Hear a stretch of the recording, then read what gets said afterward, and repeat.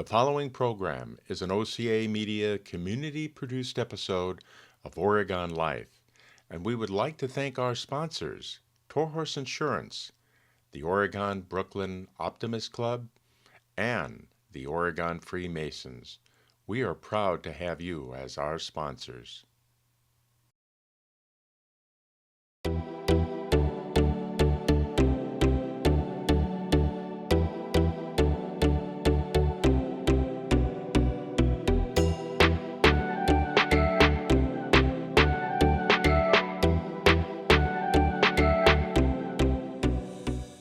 Hello, I'm producer Frank G. Caruso of Oregon Life. Visiting Desert Willow Ranch and Rescue was truly extraordinary. From the moment I met the team, it was impossible not to feel the deep love, patience, and care they extended to every single resident. It's situated on 30 beautiful acres in Oregon, Wisconsin. The ranch is a sanctuary in every sense of the word, with open pastures for horses and thoughtfully fenced spaces for dogs. Desert Willow has been lovingly designed as a safe haven, one where animals are free to roam, heal, and rediscover the best versions of themselves. The heart behind this place is unmistakable, and the compassion of the people who run it is what makes it truly special. Please enjoy this episode of Oregon Life.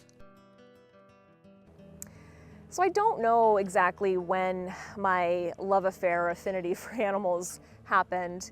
I feel like I was always that girl that would bring home the cat or find the bird in the yard that was injured and beg my parents to help. But we did live in Australia when I was a young girl, when I was ages 7 to 10. And there was a dog there. Her name was Anna, and she was the neighbor's dog. She lived a few doors down from us. And one day I met her somewhere. I was probably running around the neighborhood doing something as a young girl of 7. And I probably met her. And she and I just became the best of friends. To the point where she would come every morning, and she'd come through. We had a doggy door, even though my parents didn't allow us to have any animals. She would come through the doggy door, and she'd run into my bedroom, and she'd put her dirty paws up on my bed, and she'd wake me up with licks. She'd always wake me up. And then I would get out of bed, and I would get ready for school, and she'd wait for me. My mom would probably give her some peanut butter or something, because she was, we were in Australia, they didn't have a lot of peanut butter there. And then every day, she'd walk me to my bus stop before I would go to school.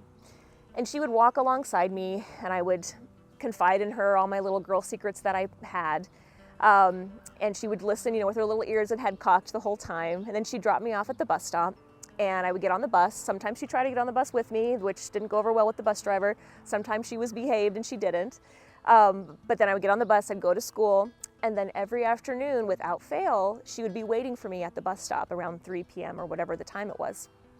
And I would get off the bus and run across the street, and she would walk me home. And we had this ritual that would happen, 5 days a week when I would go to school. I don't know what she did throughout the day when I wasn't there, but her owner said that she'd always kind of look and wait for the door, and then at 3 o'clock she'd go running out of the door, and she would come and find me. And she became my absolute best friend. And I think that this had a tremendous impact on me, probably going forward, and probably why I'm rescuing animals to this day, because I just know the depth of their loyalty and their love for their human counterparts.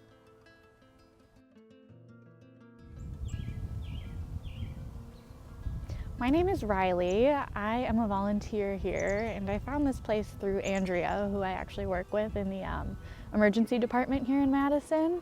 I'm an EMT there, and I got into this because I have always grown up with dogs. I grew up with a horse and a dog and cats. And when I moved to college here in Madison, I didn't have those things with me, and I really missed all the animals, but I was so busy with schoolwork and regular work all the time, I never really had a chance to get into that. So once I found out that somebody close to me that I worked with had a great organization like this one, I asked if she needed help, and here I am. So I kind of do whatever she needs help with, walk the dogs, help with the horses. I do a lot of that, and that's really fun because it's something that I normally wouldn't have otherwise. So, yeah. So Oftentimes here at Desert Willow, we take in the animals that really have been through the ringer. We take the hard ones, kind of the lost souls, the ones that probably don't have a whole lot of chance otherwise. These include severe medical cases, severe malnutrition, behavioral issues. And so when they get here, we don't always know what to expect with them. One thing that we always do is we get their blood work done, we get them vaccinated, we make sure they're spayed and neutered. So all of the basic things that we do. So if and when they do get adopted, all of that's already been done for them. The other thing we also do is we get them microchipped, which is really important because it allows, if for some reason they get lost from the property or once they get adopted, they get out and they get lost, that dog can always be found and traced back to either myself or the new owner. So it's kind of a safety precaution for a lot of these dogs. But that's just the easy part. The hard part is really the rehab that goes on with them. The behavioral issues sometimes can be the harder issue to get through. The medical, that just takes time and money, resources, and patience. But it's the behavior stuff that can sometimes be a little bit harder. We don't always know exactly where they come from or what they've seen or what they've been through. What we do know is they've been through some pretty horrific situations. We have one particular dog here who was very likely used in a dog fighting ring, which still occurs, unfortunately way too frequently across the country. And she came and she was mildly aggressive, not so much to humans, but definitely to other dogs.